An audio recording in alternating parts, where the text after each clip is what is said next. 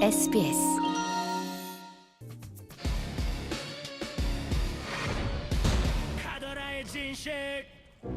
역대급 최강 한파가 찾아온 올겨울. 한강 라면은 15분 만에 꽁꽁 얼었고요. 달걀까지 다 얼어 터질 정도로 강한 추위가 이어지고 있습니다. 네. 이런 날씨에 걱정되는 건 다름 아닌 난방비. 이번 달 고지서 받고 가슴 철렁한 분들 많죠.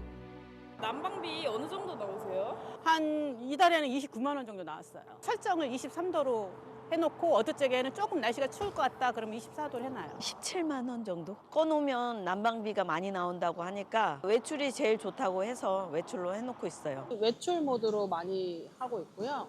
주로 사용하는 방만 난방을 떼고 있어요. 난방비를 아끼기 위해 선택한 외출 모드. 그런데 이 외출 모드가 오히려 난방비 폭탄의 원인이 될 수 있다. 덜 나온다라고 저는 알고 있었는데 더 나오는 경우가 있나요? 예전에 한번 사용해 봤는데 난방비가 더 많이 나오는 것 같더라고요. 정말 외출 모드는 난방비 절약에 도움이 되지 않는 걸까요? 실제로 외출 모드를 쓰고 있다는 사람을 만나봤습니다. 보일러가 여기 있는데 평소엔 24도 정도로 맞춰놓고 있어요.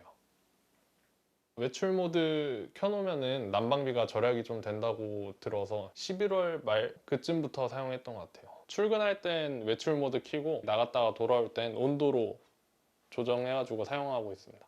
과연 이 외출 모드로 난방비 절약 효과를 얻었을까요? 저번 달보다 많이 나왔어요. 어? 겨울철 실내 온도가 낮아진 점을 감안하더라도 보일러 외출 모드가 크게 도움이 되지 않은 걸로 보이는데요. 난방비를 아끼기 위해서 설정했던 외출 모드. 그런데 왜 이 같은 결과가 나온 걸까? 외출 모드는 동파를 방지하기 위한 그런 방책이라고 보시면 되는데 9도 내지 8도로 설정이 돼 있어요. 꺼놓는 거나 마찬가지로 보면 돼요. 보일러의 외출 모드는 동파 방지를 위한 최소한의 기능만 작동한다는 거죠. 그렇다면 외출 모드는 난방비와 어떤 연관성이 있는 걸까요? 재가열 비용이라고 보통 얘기를 하는데 온도가 낮았다가 다시 올라갈 때 상당히 많은 열에너지가 소모되거든요. 그래서 많이 손해입니다. 외출 모드로 실내 온도가 크게 떨어진 상태에서 다시 원하는 온도로 올릴 때 더 많은 에너지가 필요하기 때문에 비용도 더 많이 든다는 겁니다. 의심 많은 우리 제작진, 확인에 직접 나섰는데요. 실내 온도 19도에서 희망 온도를 21도로 설정하자 난방이 완료되기까지 약 45분 정도 소요됐습니다. 네.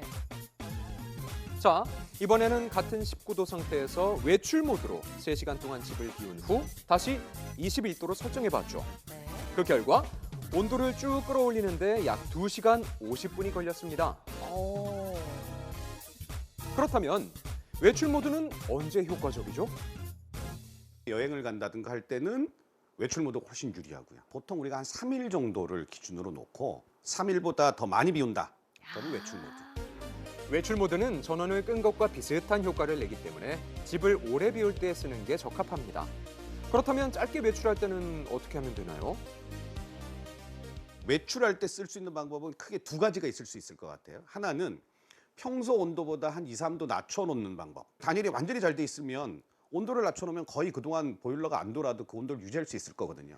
단열이 잘 된 경우 평소보다 2, 3도만 낮춰놓으면 열 손실이 적기 때문에 보일러를 그리 많이 돌리지 않아도 된다는 거죠.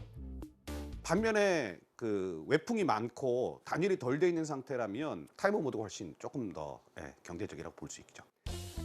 외풍이 심한 집은 일정 시간마다 보일러가 작동하는 예약 모드를 활용해서 온도를 유지시켜주는 게 좋습니다. 춥다고 무작정 보일러를 끄기보다는 집 환경에 맞는 똑똑한 설정으로 난방비 부담